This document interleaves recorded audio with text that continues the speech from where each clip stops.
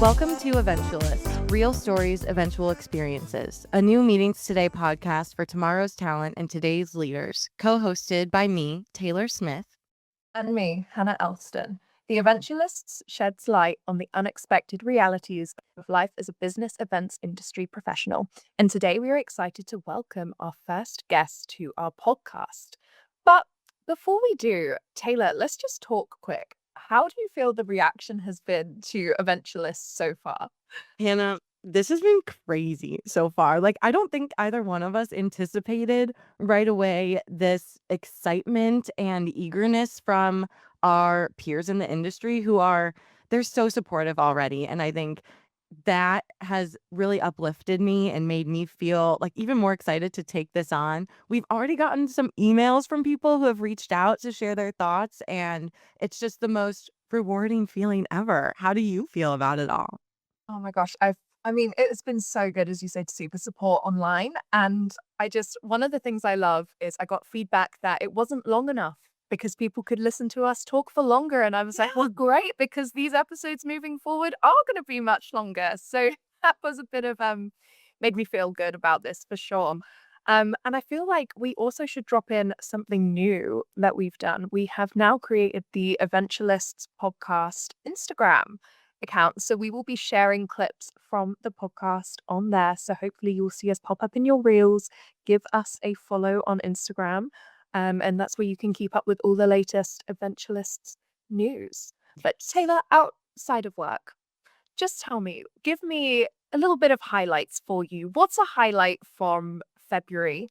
And then tell me something that you're looking forward to in March. So February, I feel like saying the Eventualists is obviously what one highlight was.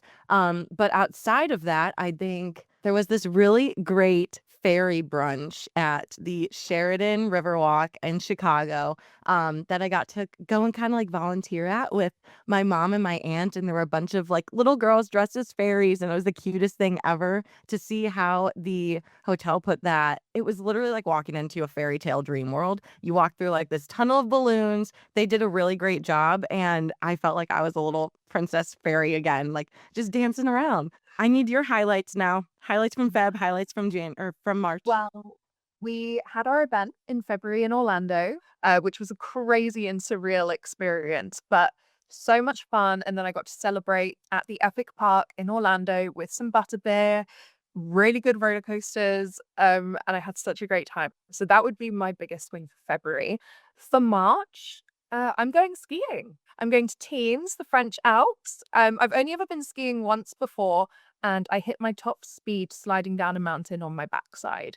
Not the most physically fit right now either, so it's going to be a struggle, but at least the outfits will be cute, right? Yes, all the Instagram photos. So, Taylor, without further ado, should we bring our first guest in for the podcast? I think we should. I think it's time. Exciting. Okay, well, allow me to introduce Tyler Sturdivant, Assistant Manager of Events at Inspire Brands, who began her career with Inspire in 2021 as an intern and in just 5 years has carved out opportunities for herself to advance into a managerial role. Now, Tyler is here to talk to us about the steep learning curve that comes with being a next-gen professional in this fast-paced, exciting industry, one that's full of opportunity, but sometimes unclear to navigate on your own. Dedicated to supporting and inspiring young professionals in the events industry, Tyler brings a thoughtful, future-focused perspective shaped by her experience in corporate events that Hannah and I felt was ideal for a conversation on the Eventualist podcast. And beyond her corporate work, Tyler remains deeply connected to her K-12 community, frequently returning to speak with students about career pathways in the events industry. She also gives back to her former summer camp, sharing her professional journey and encouraging the next generation to pursue their passions. Hannah, I don't think there's a definition out there better than that for Eventualists. Right? Tell me about it. So, Tyler is joining us for this episode to explore next gen expectations and the reality of starting a career in business events, realities that aren't always written in the job description. So, before we really dive in, snaps for Tyler, please. Tyler, do you want to just take a moment to introduce yourself to our listeners today and then maybe share a bit more about your story and ultimately inspired us to have this conversation with you on Eventualists? Of course. I'm so excited to be here. This is a superb topic and something I feel like is really needed for those that are coming up in the industry. I was born and raised in Atlanta, here all my life, and then I went to school at Cornell University for hotel administration. Within those 4 years, I learned a lot about business, hospitality, hotels, of course, restaurants, but I really found that my niche probably lived in events. It's where I found the most creativity. It's where I just found this kind of yearning to do something in this industry. So following my graduation, I started an internship with Inspire on the events team, working the events, learning the ropes, just jumping right in and doing what I could. And I let the years go by, and it was like, this is where I was meant to be. Um, I'm really fond of going back to my community and expressing how just rewarding this career has been, and teaching students and teaching upcoming graduates about a different side of the world. When we go into these professional or undergrad organizations, there are the typical career paths that you think of. So teachers, lawyers, doctors, X, Y, and Z. But there's this whole entire world of professions that exist that people sometimes just don't know about. And so I love being able to share more about my story and how I landed here and just all the good things that have come out from working in events. My gosh, I love that. And I feel like you've kind of already answered this question, but what about your story makes you an eventualist, would you say? Oh my gosh. What makes me an eventualist, I think, is just my desire and my dreams of not only becoming a motivator and a mentor for younger people as I grow in this industry and can provide more resources and more learnings, but even just sharing that with other people in other industries and learning how they're doing things and finding that crossroads of where we can intersect our skills, where we can learn from each other, where we can show our strengths. There's so much to grow and learn within events that you can really apply it anywhere. You can apply it in all areas of your life. And so I think being a eventualist is taking these skills that you learn in events and applying it everywhere. I love that, and I think if there's one thing that being in the events industry has taught me too, it's that there's a place in the industry for everyone no matter your skill set. It is such a wide-ranging industry that we need everyone, whether you're a writer like me or an event designer, an architect like you. There's so much that is possible in this industry, and being an eventualist is not only opening it up to those that follow under us, but being open ourselves to learning and adapting as well. So I think you do a great job of doing that, Tyler. When you were studying hospitality at Cornell, what did you think starting a career in events would look like, and what surprised you most about it? What parts of the job kind of feel less glamorous than you expected, maybe? While I was an undergrad, completely honest, events to me and how it was positioned in the one class that I took about events, was, picking out linens, doing florals, scheduling a meeting, setting up a conference, the very tactical things, which are important, but that was all that was really described. That was all it was painted to be. I think jumping into my internship and getting ingrained in the processes and all the work and all the things that happens before you get on site months in advance, that was a big surprise. Like learning that events weren't just events, like it's strategy. It's being creative when resources are limited. It's learning people and learning their vision and sometimes telling people what they want even when they don't know they want it. So those were all really surprising factors that was like, this is more than just taking orders. This is really creating big things and big experiences that people take away and remember forever. Some of the less glamorous things that you don't really think about before you get there are the long travel days, the long days on your feet, making sure you have good footwear. Of many of days in my beginning days where I had on flats or no support, and I really regretted it. So major learning there. And just, sometimes managing different work personalities and working, ways of working, managing different ways of working and learning how to juggle that. I love that so much. And Tyler, I feel like that's such an important piece of advice for every eventualist. Right? We've all made the mistake, and I know you look fabulous in your heels, but we can all promise you it is never worth it. Get the sketches. It's okay. Mhm. I remember coming down my room, like, one of the first days of one of my first events, and I had on, like, these really cute, like, short heel shoes, and my manager at the time was like, "Do you think you're gonna last in those?" I'm like, "Yeah, of course. You don't think so?" I was in for a rude surprise at the end of the day. And I always have like blister plasters up with me on site as well because oh my gosh, there is nothing worse than being stuck in the middle of the show floor. And I I didn't love know that. what blisterplasters were until I was in the UK, and I was like, "What are these?" These are literally they're genius, and now I won't go to IMAX without them. Do you know what? There's something I love about IMAX is that they put comfortable shoes as a part of their campaign. Mm. Like, they always say, like, "Wear the shoes that you feel comfortable with," and I'm like, "Hell yeah, I'll wear my beat down sneakers." So, we've spoken about the less glamorous side of things, but going back to when you first started that internship at Inspire Brands, what was it that you really enjoyed about the role that encouraged you to stay? When I first started, I think the thing that stuck with me the most and really solidified, like, this is the place for me, is just the agency I felt at such a young age and in such a young state of mind. I really felt like I owned what I was working on. Like, there was this superb balance of tactical tasks, but also creativity that I got to bring forth that kind of allowed me to put ideas together and showcase how I thought about things or explore why things may or may not work. It was really something that I learned was projects that I could be proud of and really take ownership of, and that there was something that kind of kept me confident that this is where I wanted to be. So at heart, you're a creative. Oh, yes. Oh, yes. Yes. I love that. What would you say is your favorite creative element to your role?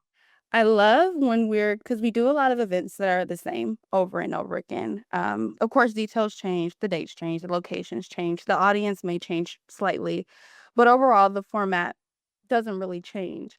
However, there's always that moment in the initial stages of planning where we sit and we say, okay, how can we make this different? How can we take survey results and change up the format just a little bit or just enough to meet the new goals of this audience or allow them to network more or integrate new experiences. So, taking those moments to think about different formats and different exciting ways to host a meeting, or do we do it on the show floor instead of in a meeting room? Those kind of brainstorming sessions where you're really pressured to think outside the box and stretch the norm a little bit, those are my favorite kind of things. I feel like that kind of ties into our next question for you pretty well. And we talked about this a little bit already with how much room there is for creativity and a variety of skills in this industry, how there's so many different roles and career paths that exist in business events to follow, and down to the role that you're in, right? Like you could be a meeting planner planning an entirely different meeting for one client than you are for the other, and your role in itself is changing that way. So, when you saw all those opportunities, did that change how you saw your own future at all? Absolutely. I think going into it, I was like, okay, I'm a meeting planner. I do events here at Inspire. This is what I do. My trajectory is continuing to do events and doing that for the rest of my life, which I want to be in the events industry, but seeing all the hands that were touching our projects and impacting them in different ways and being involved in the hands-on planning to make this come to reality, it was like I don't have to just be a part of it one way. I can explore more creative sides. I can get into more hands-on things. There are trade show teams, there are production companies, there are destination management services teams. Like there are so many avenues to take it, and you find that you can become really well-rounded in this industry and learn so many things in whatever way you want to go, in whatever way you want to have your career be brought out. And there are so many crossover points as well, right? Like I know specifically in my role right now, I'm a marketer, but as everyone says, I have about 10 different hats and I Mhm. get to dabble in a little bit of everything, right? A little bit of the content, a little bit of the planning. And with all these different options, it is quite easy to get overwhelmed, right? And think, am I making the right choice when there's so much to choose from? But I think what's always reassuring about the events industry is like I say, you can always touch on quite a few and get to know what it is that you really enjoy and what you really like. And I'm so happy that they have you at Inspire because you're clearly very set with knowing what you want and that you want to stay in the industry. This is what we love to hear. We love to hear about eventualists progressing forward. And so, speaking of that, your commitment at Inspire, your internship was extended multiple times before you actually became full time, as we discussed. So, what do you think it was that helped you earn that trust from Inspire that make them say, we got to keep Tyler on our team? Yeah, I think when I sit back and truly reflect about my time as an intern and as an intern in those extension periods, I think there were like a few main things that really gave the team a confidence that I was wanting to be there and was a great add to a team. I think one, just being a self-starter, being able to predict the needs of the team and the needs of what needed to be done before it was even told to me. That was a great way to show that I was really ingrained in the process and really loving what we did and what we produced. Just asking questions, like, coming out of a meeting, I would ask the simplest of questions, like, "Why did that person say that?" Or, "What does this word mean?" Or, "Why do we do things that way?" Think questions like that, although they may seem simple, I think they really, 1, allow you to learn the processes all the way to the details, but they show your team members or your managers or whoever you're working with at the time that you're really wanting to be a part of the process and you wanna learn and you wanna see ways to grow the team.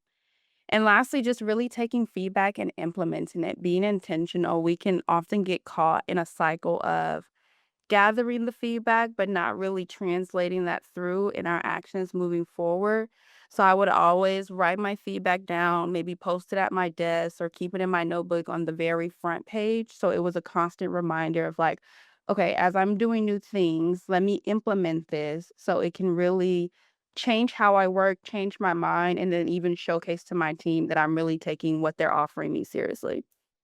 I love that as someone who's a visual learner and needs to see things to be reminded, like, oh, that is something I should be working on. Like, I've got all my written notepads and sticky notes all over my desk because having that constant reminder, I think, is a way to hold yourself accountable. You're not letting it slip your mind or anything. And another thing that I think is really important that you said is we are so intimidated sometimes to ask questions because we think asking a question is going to tell our employers or higher ups that we don't know something or that we're not qualified enough to do something or be in our role. I think that's where a lot of imposter syndrome can sneak in. And I think young professionals need to be more aware of the fact that asking questions does not mean you're unprepared or underqualified or you don't know. It actually shows how passionate you are and how eager you are to learn. That was one of the biggest things that I learned actually in college kind of was in my classrooms like you feel scared to raise your hand, you don't want to be judged by other students, you don't know what the professor's going to be like. Well, I just talked about that. Why weren't you listening 5 minutes ago? And it's like, oh my God, well, I didn't learn this stuff in the classroom. I do have a question about how the company does XYZ, and no one's going to teach me that if I don't ask right now. And I think, Taylor, sometimes if we just take a step back and realize like I wasn't growing or I wasn't coming of age and these people just hopped in the world at the age and the knowledge that they're at. Like they went through this process too. They had to ask the same questions too. It's not a foreign thing or a showcasing, like you said, of not being capable if I ask the question, because more than likely they've already asked the questions too. And I just think as well, like when it comes to asking questions, wouldn't you be concerned if a member of your team was asking 0 questions? Like, oh, all of a sudden you feel like you know everything straight away off the bat, do you? That you don't need to ask anything? And I think that that is, such an important thing that we need to do to get clarity on our organizations. And I think you are just spot on with that, that that is the best way to build trust is to show that you genuinely care to get it right, right? Building all that trust has also built a lot of really cool opportunities, Tyler, where you've been able to support some major franchisee conventions for brands like Sonic, Buffalo Wild Wings, Dunkin'. So, how did you earn that trust when you were one of the newest and likely youngest people in the room? And how did you also find the confidence in yourself to see brand names like that and be like, oh, yeah, I could totally work on something like this?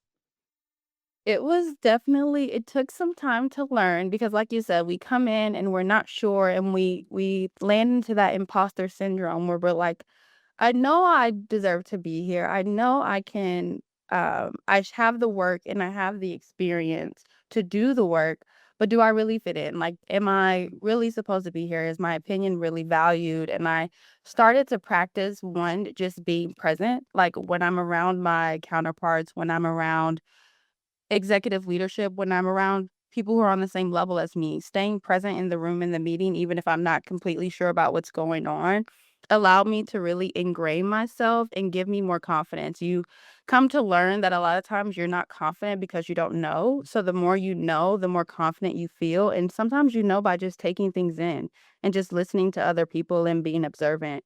I would literally make sure I had all my notes in a row so I could refer back to them and bring it back up and let people know, like, I am paying attention. I am here. I want to be here and I want to be a part of this team.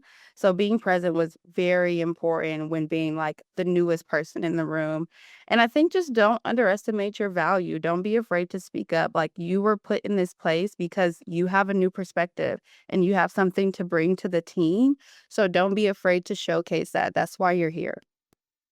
I love that so much. And I think it's so important that we don't allow ourselves to get overly intimidated by others. Because it's like you were saying earlier, everyone starts from the same place. Nobody walked into the industry with 30 years of experience and knew the ins and outs straight away. And I feel like we definitely allow ourselves to get intimidated by these people and thinking, how am I ever going to reach that point? And especially when you're working with such big brand names as well, I can imagine there's that extra bit of pressure to get it right, right? Something that Tyler said before we jump into the next question that I also think is important to kind of draw attention to is how there needs to be a balance between we always feel as young professionals that we have to add something really valuable and eye-opening and wise to the conversation. When we open our mouths, it has to be something that's going to make people listen.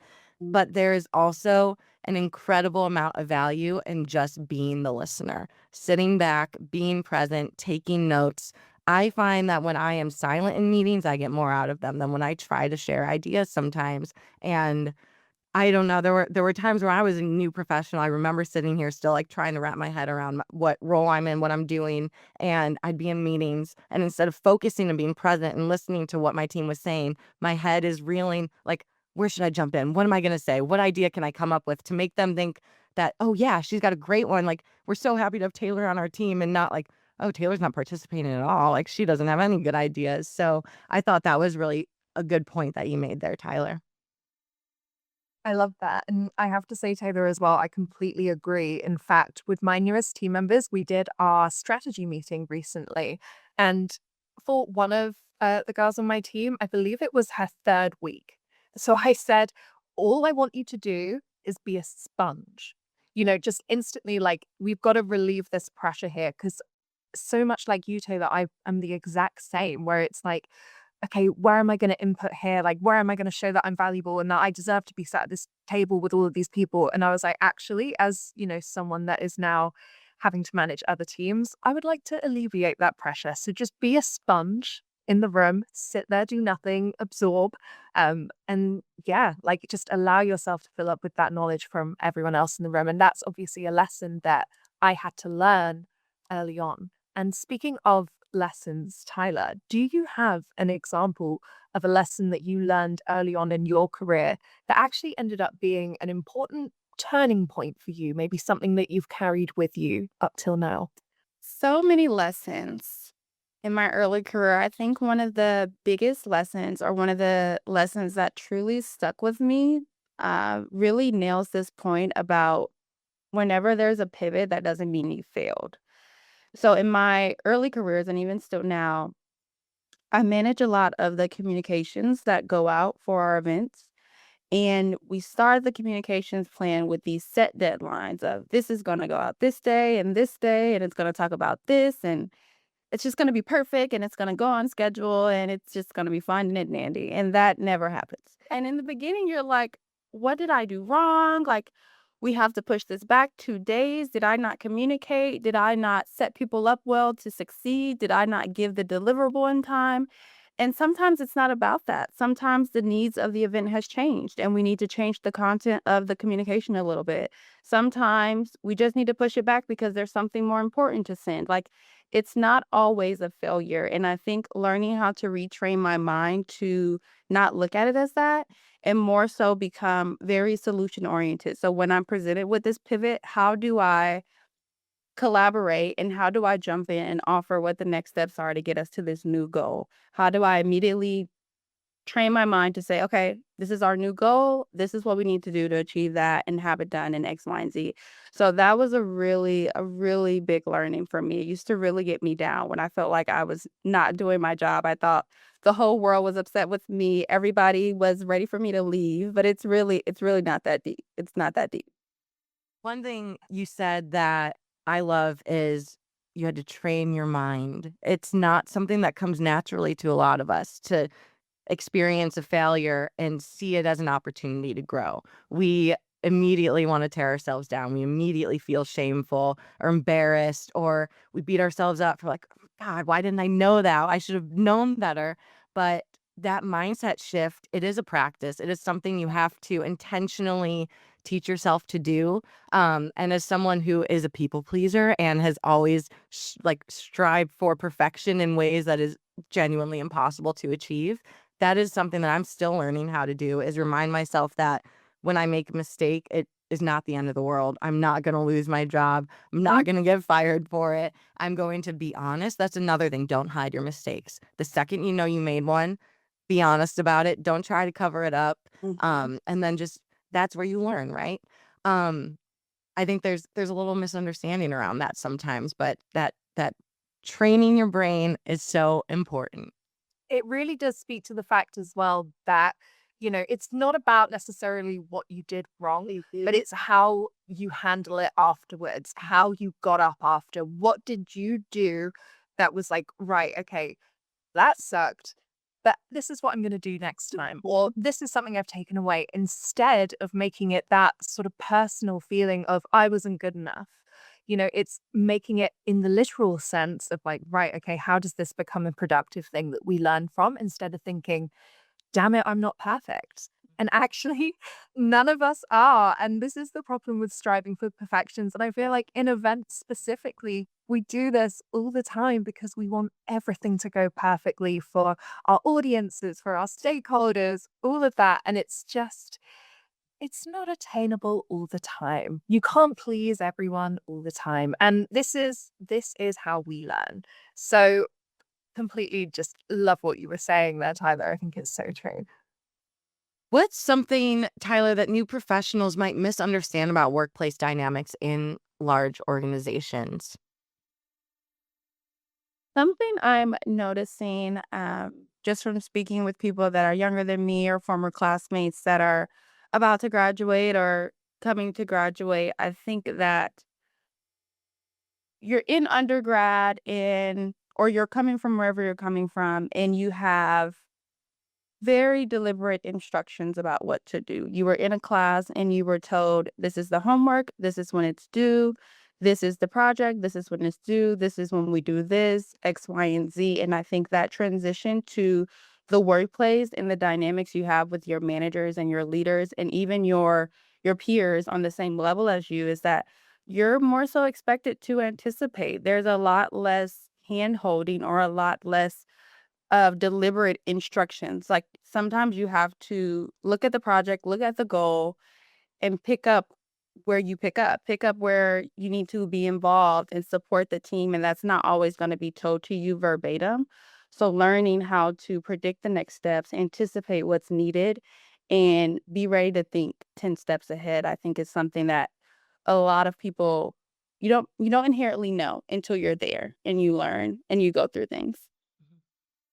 I love that. And speaking of, your leaders and, sort of anticipating things 10 steps before, you're now in this position, Tyler, as an eventualist. She is managerial now. And so now you're involved in recruiting these interns for yourself. And I think some of our listeners would love to know, what are some of the common themes that you're noticing in people entering the industry today? Yes, I have to say that just going through the cycle of meeting different interns and doing different interviews and things like that, I really have been in such a reflective state of like, wow, like I was in this same position like 4 or 5 years ago. This is insane to think about that time is going by and growth has happened. And now the roles are reversed and I'm in a place where I can help encourage someone else or bring someone else along for the ride and open their eyes just like mine were open.